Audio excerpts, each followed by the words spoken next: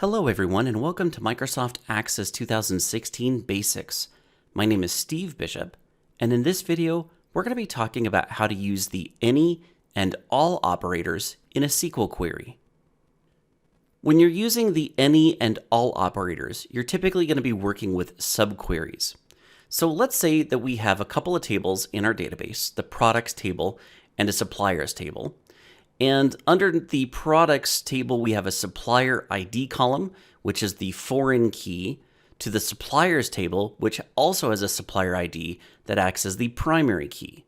So this once again is how these two tables are joined.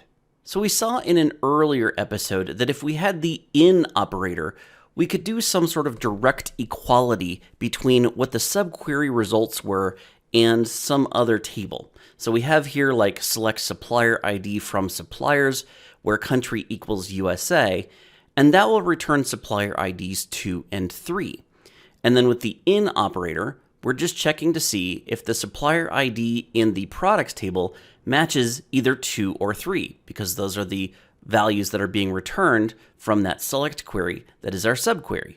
So this is checking for direct equality, where the supplier ID must equal one of the values inside of the results of our subquery. But you can use different operators here besides the in. You could use the any. Now when you use the any, you need to provide some sort of comparison operator to determine equality. And here we're saying less than or equal to. So where supplier ID is less than or equal to any of the results returned from the subquery. Now, if you think this through, the select query that checks where country is USA will return supplier IDs 2 and 3, which means as long as the supplier ID in the products table is less than or equal to 2 or 3, then we can go ahead and display the product name, which in this case is going to be all of the products, because all of the products have a supplier ID of less than or equal to 2 or 3. Another operator you can use here is the all operator. And this is going to check where all of the records in the expression are true against all of the results of the subquery. So in this case, our select supplier ID from suppliers where country equals USA is going to give us a result set of 2 and 3. So we would only be able to display the product names from the product table where the supplier ID is less than 2 or 3, which means we can only display those product names from supplier ID 1. Let's check out some of the results we get in our Access database when we use the any and all operators. So once again, I'm going to do a fairly impractical application of the any and all, but it should be a good enough demo for you to understand what's going on.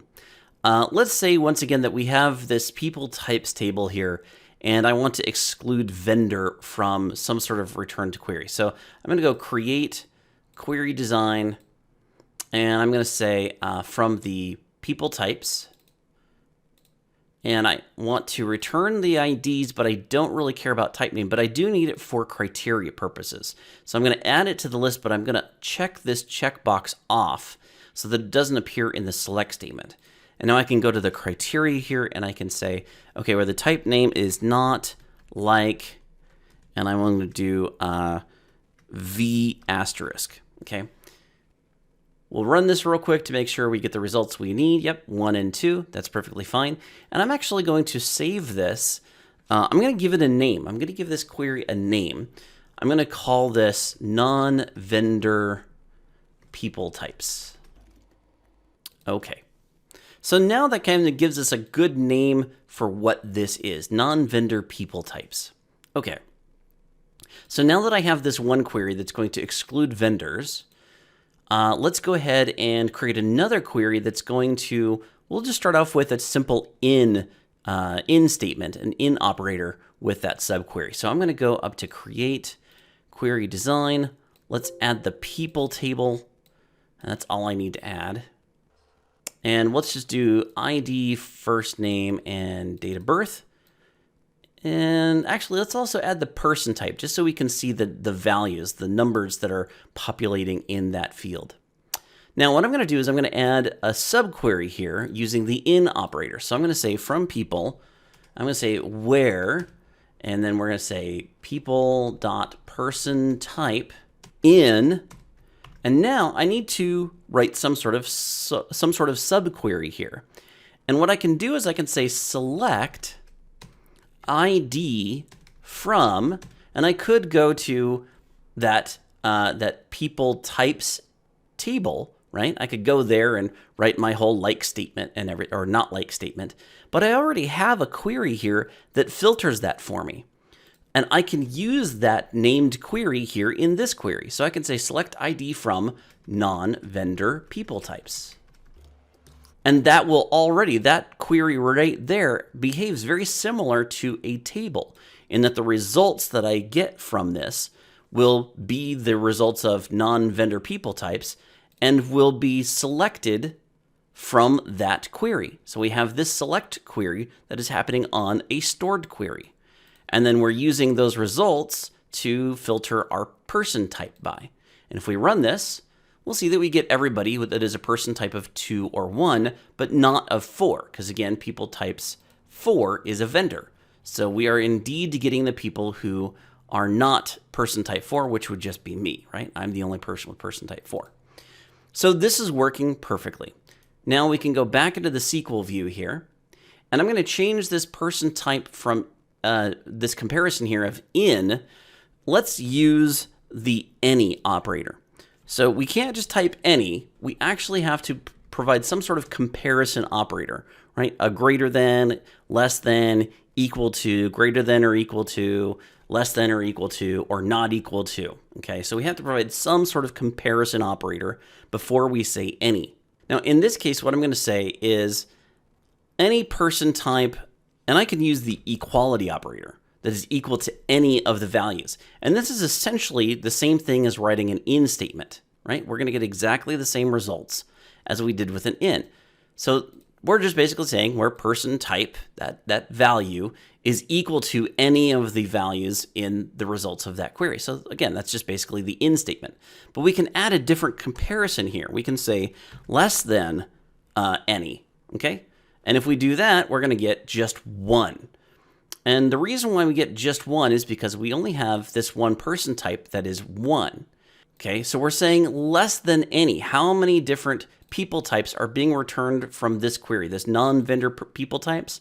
We have IDs 1 and 2. Okay, so what we're saying here is any value that is less than 1 or less than 2.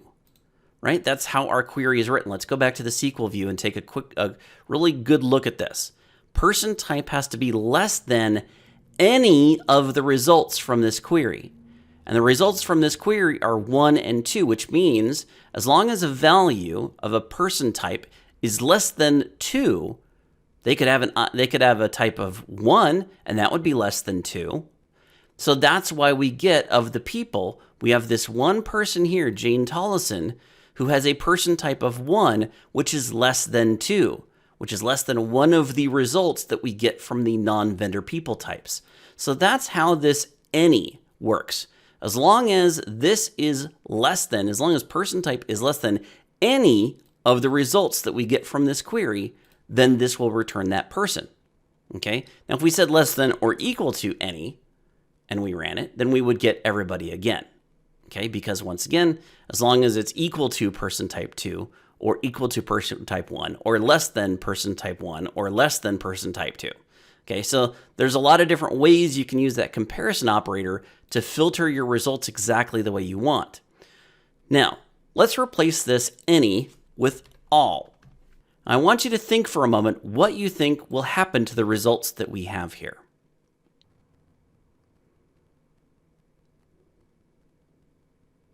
If you said we're going to get just the one result of Jane Tollison, you are correct. We just get Jane Tollison because she's the only one that has a person type that is less than or equal to all of the values that are returned from this query.